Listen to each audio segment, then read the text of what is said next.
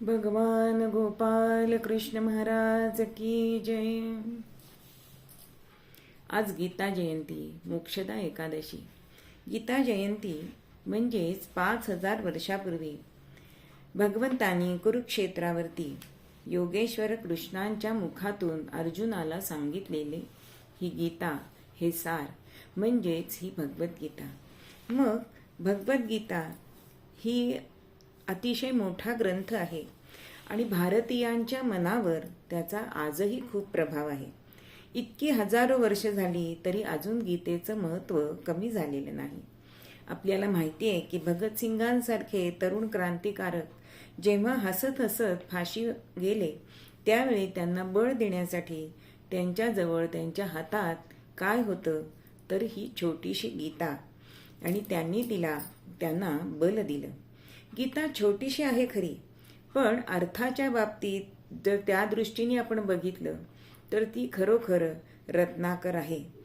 पूर्वीपासून अनेकांनी तिचा सखोल अभ्यास केला, तिच्यावर टीका केली, अनेक विचाररत्न त्यांना त्याच्यात सापडली. म्हणजे कोणी कोणी केलं तर आद्य शंकराचार्य आहेत, ज्ञानेश्वर महाराज आहेत, ज्यांच्यासारख्यांनी एवढे लिहिलं असताना सुद्धा गीता रहस्यसारखा ग्रंथ लोकमान्य टिळकांनी लिहिला, महात्मा गांधींनी, किंवा गीताई ही विनोबा भावेंनी, असं सर्वांनी तिच्याकडून मार्गदर्शन घेतलेलं त्यांना मिळालेलं दिसतं. आणि त्यात काहीतरी प्रत्येकाने नवीन नवीन शोध लावल्याचा प्रयत्न केलाय, नवं शोधण्याचा प्रयत्न केलाय. आणि अशी ही गीता म्हणजेच खरंच म्हणजे अर्जुन हा केवळ निमित्त मात्र होता, पण सामान्य मनुष्याला धरून भगवंतानी हा ग्रंथ त्याला सांगितलेला आहे. म्हणजेच भगवंत गीताद्वारे आपल्याला काय करतो तर जीवनाभिमुख तो आपल्याला करतो. आणि तो प्रयत्न तो करतोय कारण तो आपल्याला त्याच्यातनं सांगतोय की जीवन हे रडण्यासाठी नाही, जीवन हसण्यासाठी आहे. ते अखंड आशा आणि अतूट श्रद्धा यांचा विकास करण्यासाठी आहे. ती एक मानव जातीला प्रत्येक क्षणी हिम्मत देण्यासाठी आपला मोठा संग्राम. दररोज आपण रात्रंदिन युद्धाचा प्रसंग, असं तुकोबा ज्याप्रमाणे म्हणतात तसे खरेच आपल्याला अनेक संकट असतात, आणि त्या संग्रामामध्ये, त्या संकटामध्ये हिमतीने उभं राहण्याची ताकद आपल्याला ही गीता देत असते. आणि या गीतेचा म्हणजे ही गीता त्यासाठीच आपल्याला कायम जीवनामध्ये मार्गदर्शन करत असते.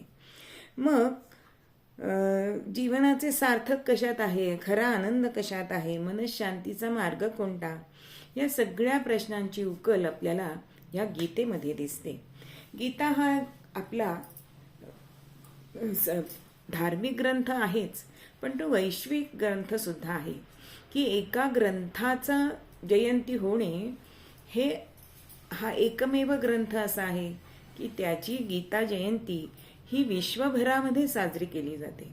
त्या निमित्ताने गीतापठण केलं जातं, अनेक गीता पाठांतराच्या स्पर्धा होतात, असे अनेक उपक्रम या निमित्ताने हे ठेवले जातात. मग ह्या गीतेमध्ये आपल्याला असं वाटतं की कर्म महत्त्वाचे आहे, फळाची आशा नको.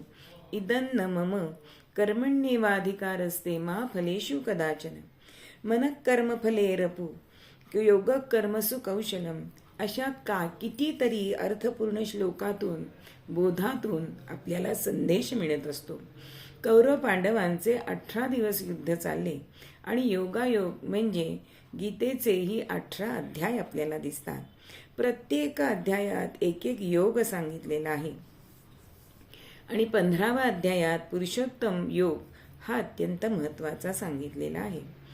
आता आपण कोर्टामध्ये किंवा एखादं सत्य आपल्याला सांगायचं असेल तर आपण गीतेवरती हात ठेवून याची शपथ घेतो की मी जे सांगीन ते खरंच सांगीन.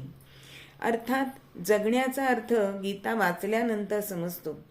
म्हणूनच या गीतेला फार महत्त्व आलेलं आहे.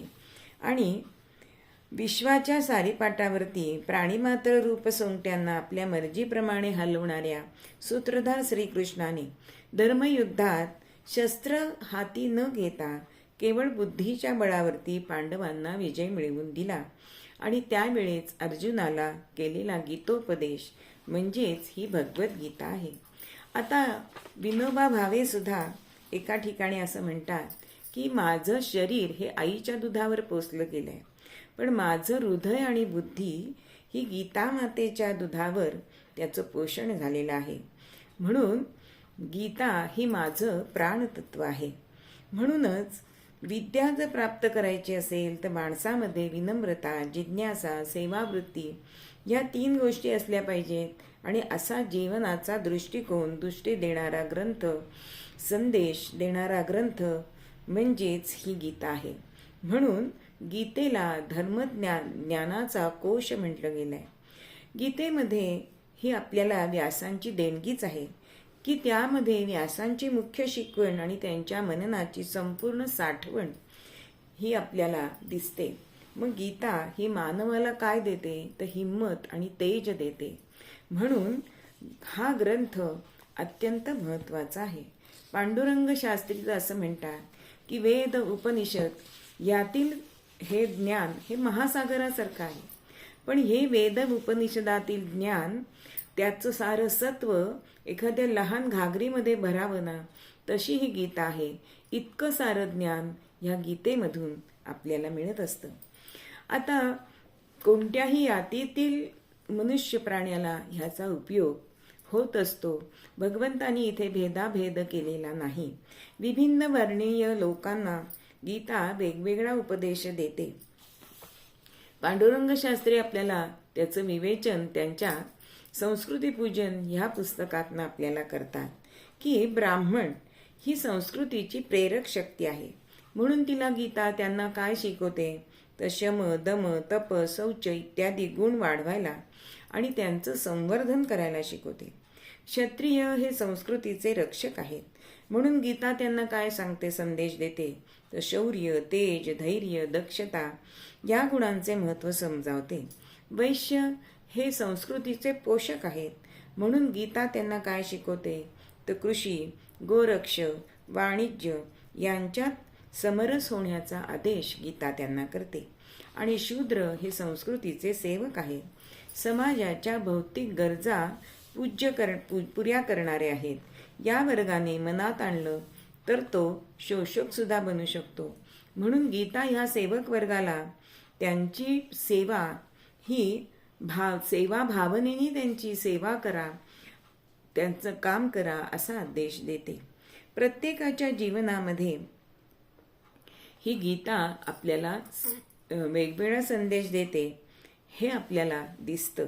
म्हणून यौवन माणूस जो असेल तो थोडासा साहसी असतो किंवा थोडा अव्यवहारी सुद्धा असतो. म्हणून त्याला सहे देताना ती मनोवृत्ती ताब्यात ठेवायला ते सांगते गीता. मग संन्यासाला गीता काय सांगते तर संन्यास हा केवळ बाहेरचा देखावा नाही, आंतरिक परिवर्तनाचं ते प्रतीक आहे. संन्यास घ्यायचा नसतो तर मनोवृत्ती तशी बनवायची असते. संन्यास कपड्यात नाही तर वृत्तीत सामावलेला आहे. भगवा रंग वस्त्राला नाही तर मनाला चढवला पाहिजे. त्याग, बलिदान, समर्पणाची भावना मनुष्याला खरी संन्यासी बनवते. काम्यकर्मांना प्रभुचरणावरती अर्पण करणे हाच तर खरा संन्यास. स्त्रियांसाठी गीताकार काय सांगतात की कीर्ती श्रीर्वाक नारिणम स्मृतिर्मेधा धृतिक्षमा. स्त्रीने कीर्तीचं पालन करायला पाहिजे. दारात आलेला कोणीही याचक रिकाम्या हाताने जाता कामा नये. ही रघुकुळाची रीत त्यांनी पाळली पाहिजे. लक्ष्मण रेषा ओलांडायची नाहीये. स्त्रीने श्री म्हणजे लक्ष्मी प्राप्त केली पाहिजे. घराघरामध्ये गृहलक्ष्मी ही गुणलक्ष्मीने शोभली पाहिजे. लज्जा हा तिचा खरा दागिना असायला पाहिजे. तिने मर्यादेतच तिचे सौंदर्य साठवलेले आहे. स्त्रीची वाणी प्रेमळ आहे, पावन आणि प्रेरक असली पाहिजे. द्रौपदींनी सुद्धा अशा वाणीनेच पांडवांना सतत उत्साही ठेवलं होतं. विद्यार्थ्यांना गीता काय सांगते तर तुम्हाला जर विद्या प्राप्त करायची असेल तर मगाशी म्हणल्याप्रमाणे जिज्ञासा, सेवा आणि नम्रता हे 3 गुण तुमच्यामध्ये ठेवा. नम्रतेशिवाय ज्ञान मिळत नाही, मिळालेले ते टिकत नाही आणि टिकले तरी ते शोभत नाही. एकाच गुरु द्रोणांचे 2 शिष्य दुर्योधन आणि अर्जुन. त्यांच्यातील तफावत ही गोष्ट अगदी आपल्याला चांगल्याप्रमाणे समजावते. विद्या विनयेन शोभते. त्याचप्रमाणे जिज्ञासा म्हणजे जाणण्याची इच्छा जर शिष्यामध्ये नसेल तर गुरु कितीही महान असला तरी त्याला तो ज्ञान देऊ शकत नाही. आणि शेवटी मिळालेले ज्ञानही गुरुसेवेतच वापरले तर त्याला सुगंध येतो. शिवाय जो श्रद्धावान असतो, संयमी असतो, त्याला हे ज्ञान प्राप्त होतं. म्हणूनच गीताकार विद्वानांना सुद्धा अशी संदेश देतात की त्यांनी त्यांच्या बुद्धीचा उपयोग सामान्य जनांच्या भावना नष्ट करण्यासाठी किंवा त्यांना श्रद्धा उघडवून लावण्यात करू नये. बुद्धी भ्रष्ट त्यांची करू नये, बुद्धिभेद करू नये. सामान्य माणूस जी कर्म आसक्तीने करत असेल तीच कर्म त्यांनी अनासक्तीने कशी करावीत हे त्यांना सांगावं. आपण सामान्य बनून त्यांची कर्मातून हळूहळू त्यांना वर घेऊन येणं हेच विद्वानांचं कर्तव्य आहे. नेता मग तो सामाजिक असो, धार्मिक असो, नाही तर राजकीय असो, कोणत्याही क्षेत्रातला असो, त्याने स्वतःच्या जिवंत आचरणाने समाजाला एक प्रेरक मार्गदर्शन करायला पाहिजे असं गीता आग्रह धरते. मोठ्या माणसांवर जबाबदारी असते, त्यांनी समाजाला योग्य मार्गदर्शन करायचं असतं. आणि म्हणूनच ह्या कार्यकर्त्याला गीता काय सांगते की तू कर्माचा कर्मयोग बनव. योग कर्मसु कौशलम. कर्मात कुशलता याचेच नाव कर्मयोग. कुशलतेने काम करायचे म्हणजे हृदयाच्या सहयोगाने काम करणे.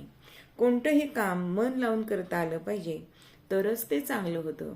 बघा, आपण स्त्रिया आपल्या माहेरची माणसं येणार असतो तेव्हा आपण मन लावून स्वयंपाक करतो की नाही, पण तसेच कृती आपण सासरच्या माणसांसाठी सुद्धा केली पाहिजे. म्हणजेच ते जे कर्म आहे ते कुशलतेने करणं. आणि साधकाला सुद्धा गीता जी संदेश देते की भगवान अनेक जन्मानंतर भेटेल. कसं तर म्हणजे आपल्याला जो मनुष्य जन्म मिळालेला आहे त्यातच आपल्याला भगवंताची प्राप्ती करून घ्यायची असते. मग ती लगेच होते का हो? नाही, त्याच्यासाठी झटपट मेहनत केल्याशिवाय ते मिळत नाही. नुसती इच्छा आणि असून उपयोग नाही. मग त्यासाठी आपल्याला साधना करायला हवी. मग साधना ही परिश्रमाशिवाय होत नाही. साधनेशिवाय मिळालेल्या सिद्धीमध्ये गोडवा असत नाही. आणि साधना देखील जाणीवपूर्वक करायला पाहिजे. साधनेमध्ये निश्चित दिशा असायला पाहिजे, गती नक्की असायला पाहिजे आणि क्षणोक्षणी जागृती सुद्धा अपेक्षित आहे असं गीता साधकांना सांगते. ज्ञानियांना गीता काय सांगते तर तुम्ही मुळात वादविवाद न करता संवाद साधा. गीता हा कृष्ण आणि अर्जुन यांच्यामधला संवाद आहे की नाही. विवादात मताबद्दल प्रत्येकाचा आग्रह असतो, म्हणून तिथे द्वेष, भांडणं निर्माण होतात. संवादात समोरच्या माणसाची मतं, विचार समजावून घेण्याची, स्वीकारण्याची सहिष्णुता असते आणि म्हणूनच त्यांच्यामध्ये सलोखा निर्माण होतो. म्हणून वादविवाद आणि संवाद याच्यामध्ये फार फरक सांगितलेला आहे. अशी ही गीता अनेकांना सतत मार्गदर्शन करत असते आणि ती जीवनाचा त्यांचा दृष्टिकोन सुद्धा बदलत असते. म्हणूनच उदार तत्वज्ञानाच्या कर्तोपदेशाचा महाग्रंथ म्हणजे गीता. गीता ही संवाद रूप आहे, 700 श्लोकांची आहे आणि ईश्वरी उपासना हे केवळ सत्य ज्यातून प्रतीत होते ती म्हणजे गीतासार. म्हणून हिंदू परंपरेचे प्रतीक आहे ही गीता आणि तिचंच आपण आज गीता जयंती म्हणून स्मरण करतो. अशा या भगवद्गीतेला, या भगवत मातेला, कारण ही भगवद्गीता म्हणजे अमृत प्राशन करण्याची आपली जी अमृत ही आपल्याला देत असते आणि ते अमृताचं दूध आपण पिऊन आपण धष्टपुष्ट होत असतो आणि आपला मानवी जीवनक्रम हा त्याच्यावरतीच आधारलेला आहे. अशा या गीता मातेला माझे शतशः प्रणाम. भगवान गोपाल कृष्ण महाराज की जय.